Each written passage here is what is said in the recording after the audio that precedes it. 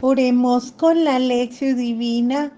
Hoy domingo 28 de julio de 2024, semana 17 del tiempo ordinario, primera semana de Salterio. Comer y compartir el pan de la vida. Hoy meditaremos a Juan 6, 1-15. Invocación al Espíritu Santo. Padre nuestro que estás en los cielos y nos has entregado a tu Hijo predilecto, envíanos tu Espíritu para que podamos comer y gustar lo que nos das. Danos hoy el pan cotidiano del cuerpo y del Espíritu, y haz que susciten en nosotros el hambre y la sed de ti, de tu palabra y de tu banquete en el que nos saciarás de tu presencia, de tu amor, de tu paz, en la alegría de los hermanos que nos das hoy, para que compartamos con ellos el pan material y espiritual. Amén. Premisas claves de la lectura. Nuestro pasaje tiene una particularidad singular. Narra el único texto infraccionado de los evangelios. De hecho, en total narra 6 veces, una en Lucas y Juan, 2 en Marcos y Mateo respectivamente. Más allá de la valoración histórico-crítica de esta insólita frecuencia, es evidente que la tradición cristiana primitiva a este pasaje le dé una importancia grande. Las relaciones literarias con otras narraciones evangélicas son muy discutidas, pero actualmente no se pueden establecer definitivamente cuáles sean las relaciones directas o indirectas entre las distintas narraciones evangélicas. El paralelo más cercano a Juan parece ser aquí el primer texto de Marcos 6, 30, 54, pero Juan lo había extraído de una fuente autónoma que ha elaborado de tal modo que estuviese en estrecha relación con el sermón que le sigue. Como sucede a menudo en el cuarto evangelio, al signo que en este caso sería el milagro se le une un sermón de gran importancia teológica. En este caso, el sermón que sigue y que comprende prácticamente todo el capítulo, es el sermón sobre el pan de la vida, la gran fuente de reflexión teológica sobre el sacramento de la Eucaristía. En todo texto se ponen de relieve palabras, ideas y gestos característicos de la liturgia cristiana, por lo cual parece que está muy unido con la tradición litúrgica de la celebración eucarística, sobre todo teniendo en cuenta que el Evangelio de Juan no narra la institución de la Eucaristía. En el ciclo litúrgico de este año, basado en el Evangelio de Marcos, se incluye aquí una serie de evangelios dominicales tomados del Evangelio de Juan. La inserción se realiza justo en el momento en el que se debería leer la multiplicación de los panes. La elección de la primera lectura es un ejemplo claro de la relación entre ambos testamentos. Se trata de una multiplicación de panes realizada por el profeta Eliseo. El paralelo entre ambos milagros ilumina el aspecto profético de la persona de Jesús. A su vez, la segunda lectura subraya uno de los aspectos de la vida eucarística de la Iglesia, la comunión que construye en torno a Cristo y se alimenta del único pan eucarístico. Los temas mayores de este pasaje son aquellos relacionados con la simbología del pan y del compartir el alimento, también en perspectiva escatológica. Otros motivos importantes presentes en el texto son los de la fe en Jesús y en su modo de interpretar el mesianismo mostrado aquí bajo la filigrana de la figura veterotestamentaria de Moisés. Veamos el texto. Después de esto se fue Jesús a la otra ribera del mar de Galilea, el de Tiberíades, y mucha gente le seguía porque veían las señales que realizaban los enfermos. Subió Jesús al monte y se sentó en compañía de sus discípulos. Estaba próxima la Pascua, la fiesta de los judíos. Al levantar Jesús los ojos y ver que venía hacia él, mucha gente dice a Felipe, ¿dónde vamos a comprar panes para que coman estos? Se lo decía para probarle porque él sabía lo que iba a hacer. Felipe le contestó, 200 denarios de pan no bastarían para que cada uno tome un poco. Le dice uno de sus discípulos, Andrés, el hermano de Simón Pedro, aquí hay un muchacho que tiene 5 panes de cebada y 2 peces. Pero, ¿qué es eso para tantos? Dijo Jesús, haced que se recueste la gente. Había en el lugar mucha hierba. Se recostaron pues los hombres en número de unos 5,000. Tomó entonces Jesús los panes y después de dar gracias, los repartió entre los que estaban recostados. Y lo mismo hizo con los peces, todo lo que quisieron. Cuando se saciaron, dice a los discípulos recoger los trozos sobrantes para que no nada se pierda. Lo recogieron pues y llenaron 12 canastos con los trozos de los 5 panes de cebada que sobraron a los que habían comido. Al ver la gente la señal que había realizado, decía, este es verdaderamente el profeta que iba a venir al mundo. Dándose cuenta Jesús de que intentaban venir a tomarle por la fuerza para hacerle rey, huyó de nuevo al monte él solo.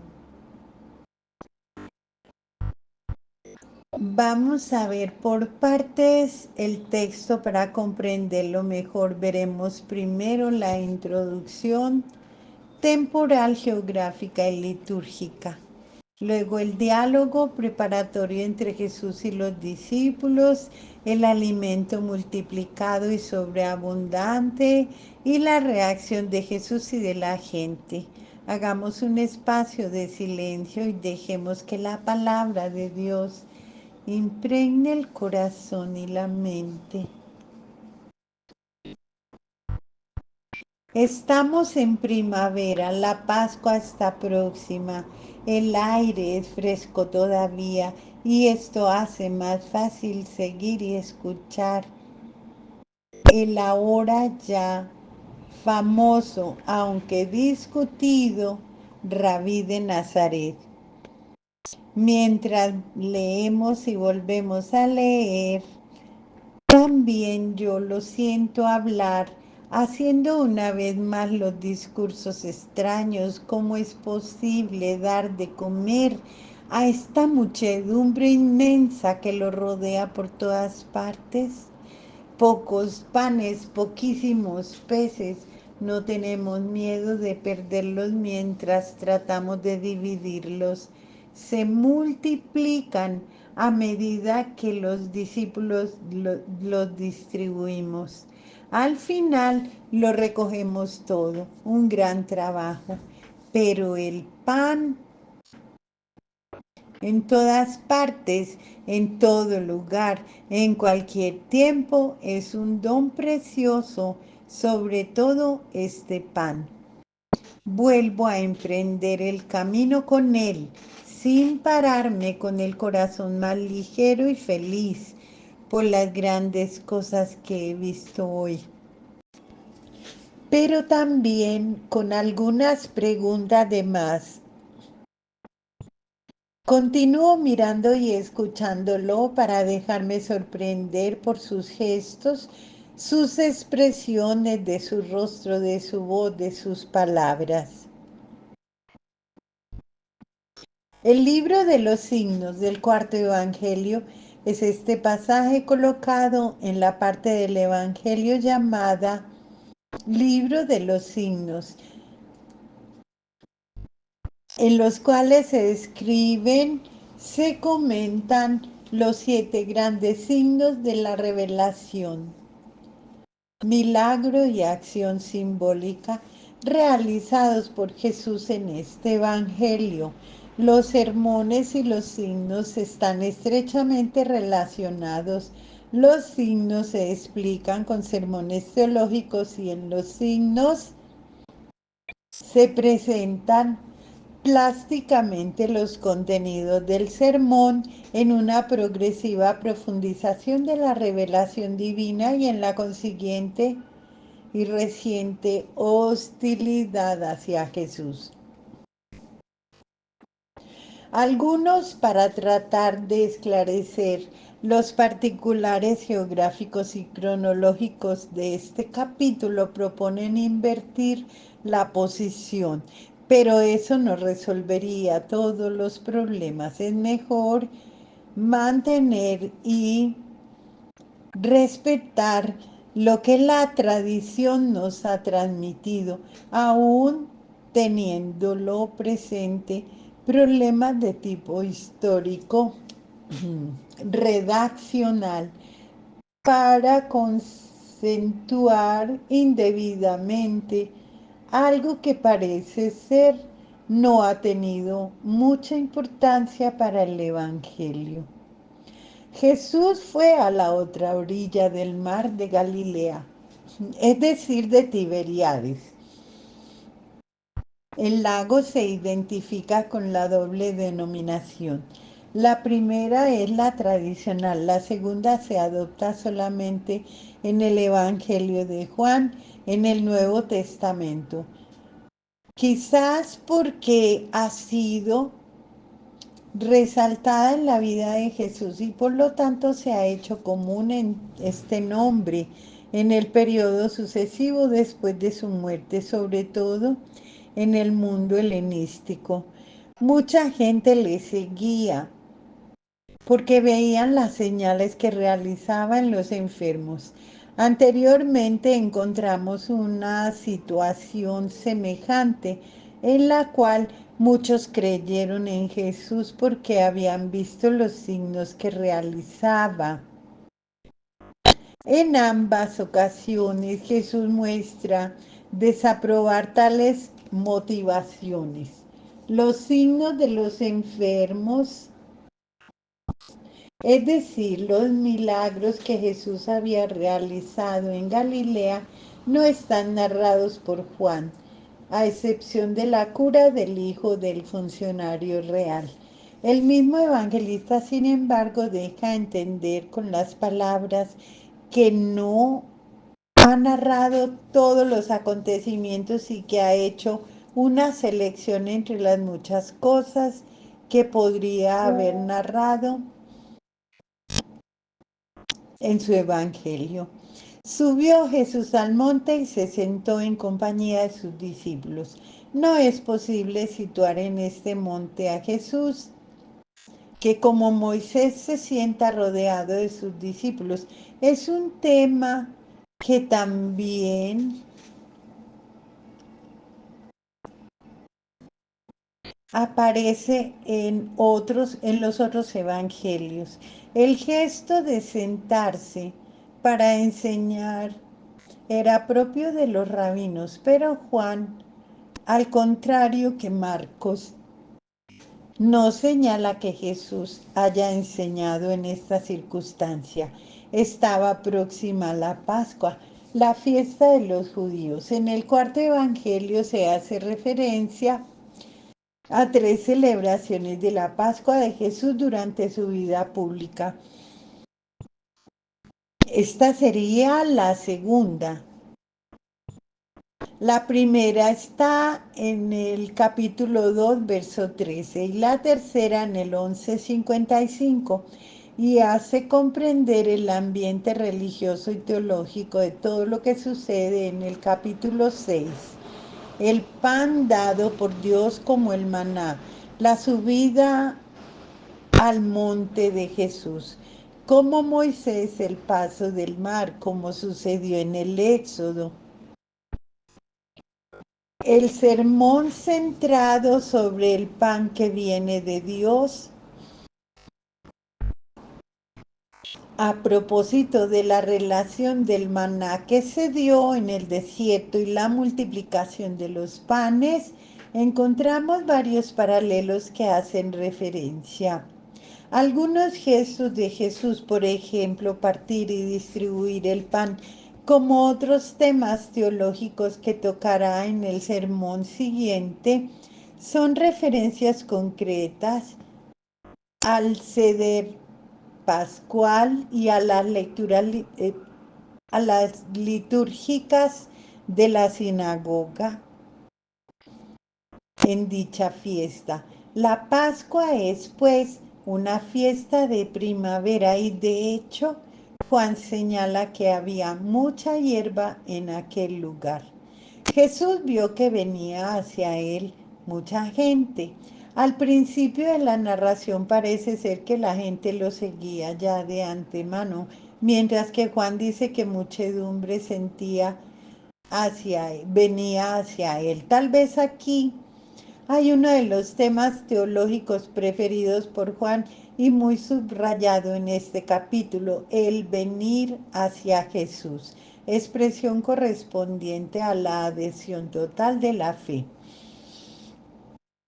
Dice a Felipe: Andrés, hermano de Simón Pedro, son dos de entre los 12 que en este evangelio juegan un papel importante, mientras que en los otros evangelios quedan en la sombra. Parece ser que eran venerados de modo especial en Asia Menor, lugar en el que tuvo origen el evangelio de Juan.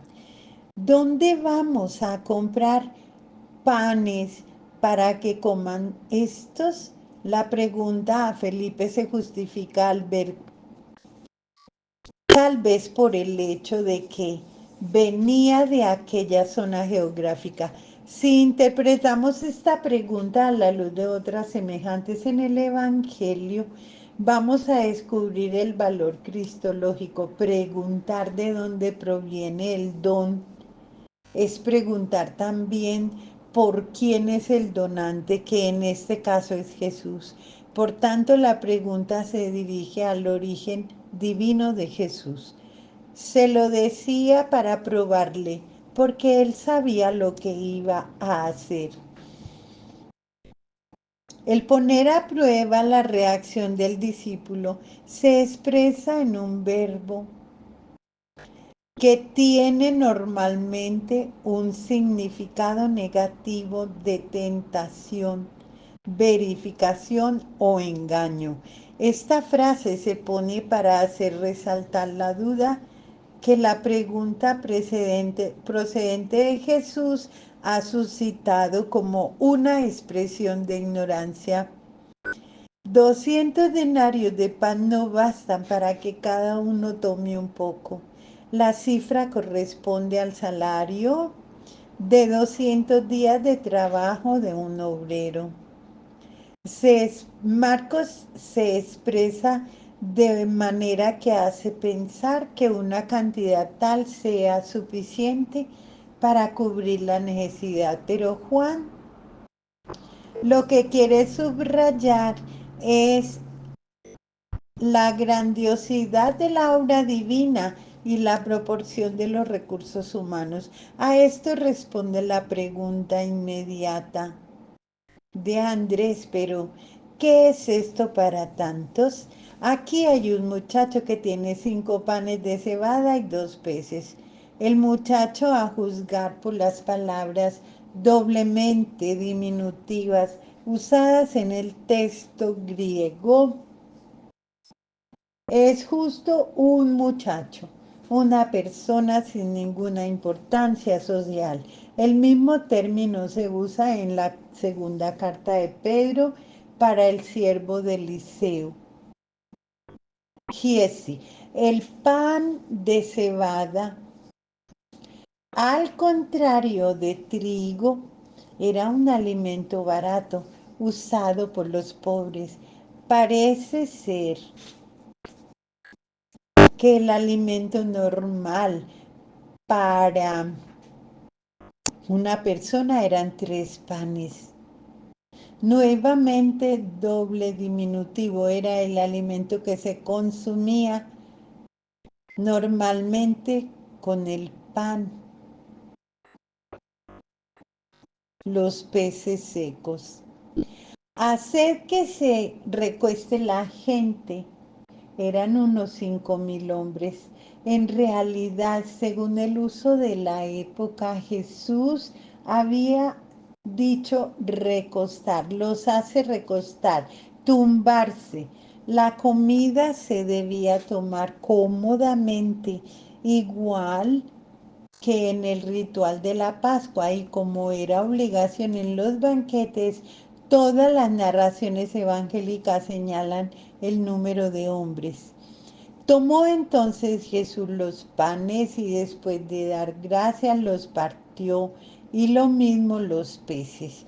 Estas palabras de Jesús están muy cercanas a las del rito eucarístico, aun cuando no se puede decir que el uno provenga del otro. Dio gracias se traduce aquí porque se usaba de un modo distinto a bendecir, que es el verbo utilizado por los evangelios sinópticos en este pasaje. El primero era común en el ambiente griego. El segundo proviene del ambiente hebraico. Si consideramos el lenguaje usado en la época en la que fueron escritos los evangelios, podemos decir que entre las dos expresiones no hay mucha diferencia de contenido en cuanto a la referencia a la Eucaristía de Juan, sea mucho más directa para nosotros acostumbrados al lenguaje litúrgico eucarístico cristiano.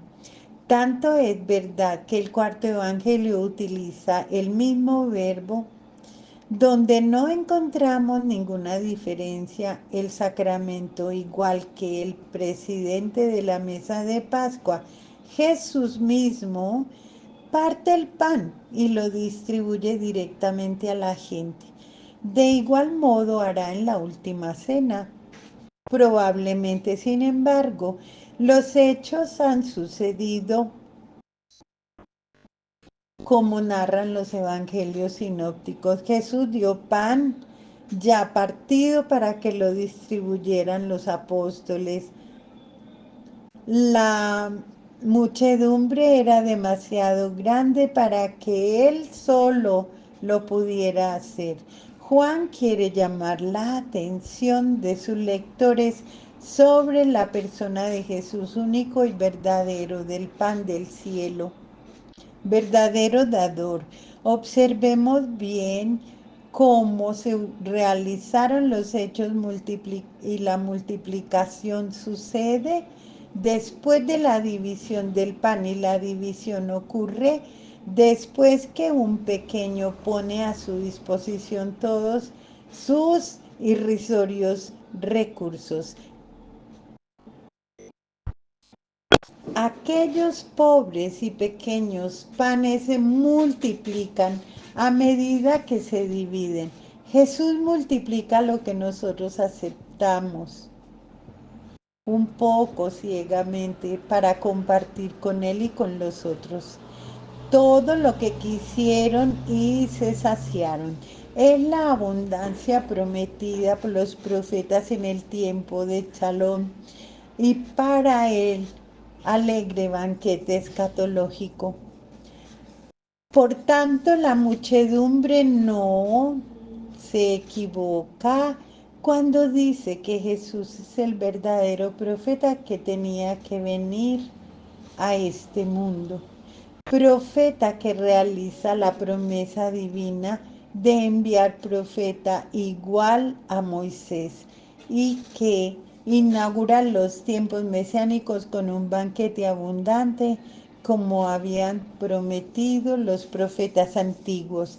Recoged los trozos sobrantes para que nada se pierda. Entran en escena los apóstoles que tratan de no perder ningún trozo de este pan precioso. Este pan, sin embargo, es un pan que perece y no que no se puede comparar con el verdadero pan del cielo. El mandato de recoger lo que sobra hace referencia a lo que estaba presente sobre el maná. Llenaron 12 canastos con los trozos de los 5 panes que sobraron. No se puede establecer con certeza el número de canastos al que hace referencia el número 12, al número de los discípulos. La frase quiere hacer subrayar la gran abundancia que vino de los panes bendecidos por Jesús. Juan parece que no le da importancia a los 2 peces que habían sido ofrecidos con los panes, tal vez porque el sermón que sigue está todo centrado en el pan. Al ver la gente la señal. La motivación que Juan ofrece a continuación del milagro no es la compasión por la gente. Esto lo habrían entendido así los discípulos que según Marcos no entendieron el significado del milagro. El cuarto evangelio pone de relieve el significado del signo del milagro, dándose cuenta Jesús de que intentaban venir a tomarle por la fuerza para hacerlo rey, huyó de nuevo al monte, él solo. Contrariamente a los otros evangelistas, Juan narra la rápida desaparición de Jesús después del milagro. Quería evitar que su papel como Mesías fuera manipulado por manifestaciones políticas por parte de la gente. Jesús confirma de nuevo su elección, la que realizará hasta el final delante de Pilato. Algunas preguntas que nos servirán para orientar la reflexión y la oración. El pan se multiplica porque alguien muy pequeño renuncia a conservar para sí sus propias seguridades, aun cuando son pequeñísimas como las cebollas de Egipto, arriesgando el hacer el ridículo o fracasar. El muchachito de la narración evangélica se fía de Jesús, aun cuando él no había prometido nada. Nosotros haremos lo mismo. El muchacho es una persona insignificante, los panes son pocos y los peces menos. Pasando por las manos de Jesús todo se convierte en grande y en bello. Hay una proporción entre lo que somos y lo que Dios nos hace llegar a ser. Si nos ponemos en sus manos, nada es imposible para Dios, ni convertir los corazones más duros, ni cambiar el mal en instrumento de bien. Dios colma toda desproporción entre Él y nosotros. Creo incluso cuando todo parece que está en contra El pan material que no es dado por Dios nos recuerda, que nos es dado por Dios nos recuerda que debemos compartir con tantos hombres y mujeres que sobre la tierra están faltos de recursos y que luchan desesperadamente por un trozo de pan. Cuando rezamos, danos hoy nuestro pan cotidiano, ¿dirigimos acaso un pensamiento a aquellos a quienes les falta este pan y tratamos de ir a su encuentro? El hambre física y el pan material nos recuerdan también el hambre de Dios y el banquete escatológico. Son realidades que muy a menudo alejamos de nuestro pensamiento y que consideramos como lejos de nosotros. Sin embargo, el tenerlas presente nos ayudaría a relativizar tantos problemas que nos parecen más grandes que nosotros y a vivir más serenamente, preocupándonos solamente de aquello que es esencial. Cuando durante la celebración eucarística aclamamos, ven Señor Jesús, estamos realmente a la espera de la vuelta gloriosa de aquel que nos ama y que desde ahora lo prevé todo para nosotros.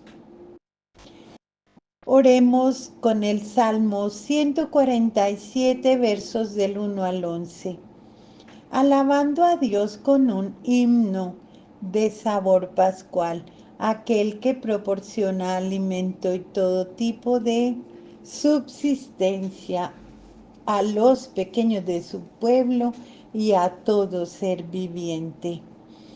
Alabad a Yahvé, que es bueno salmodiar a nuestro Dios, que dulce la alabanza. Edifica Yahvé a Jerusalén, congrega a los deportados de Israel, sana a los del roto corazón y venda sus heridas. Él cuenta el número de estrellas y llama a cada una por su nombre.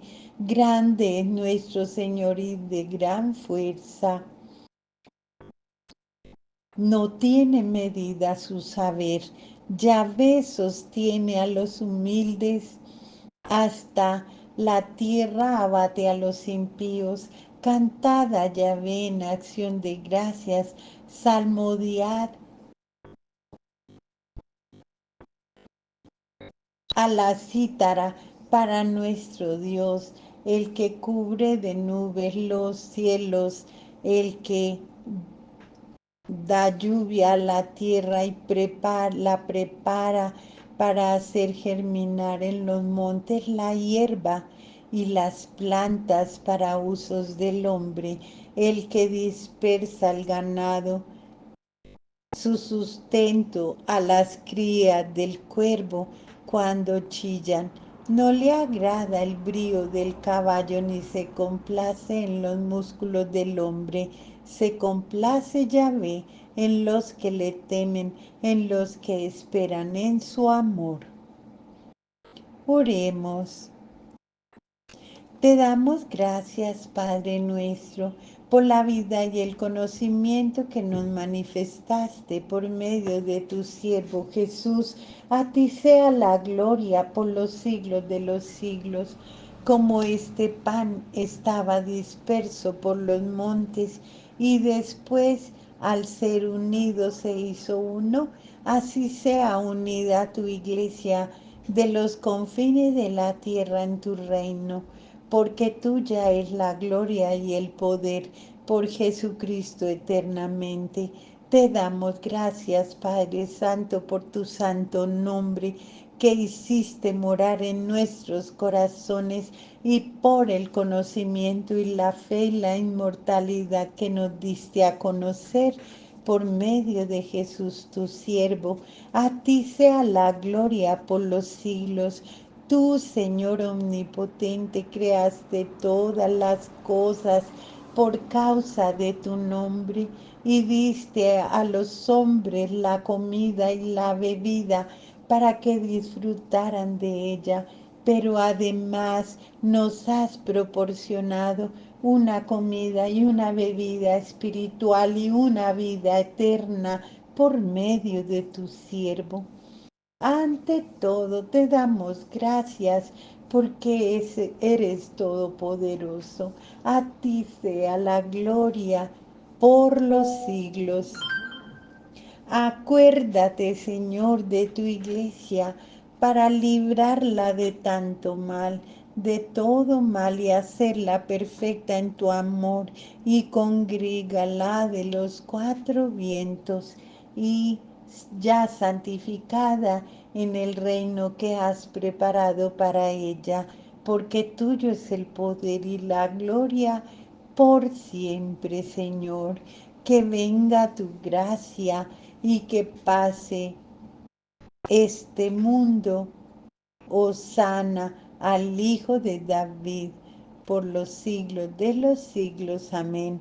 Sea alabado, adorado y amado mi amado Señor Jesús por los siglos de los siglos. Amén.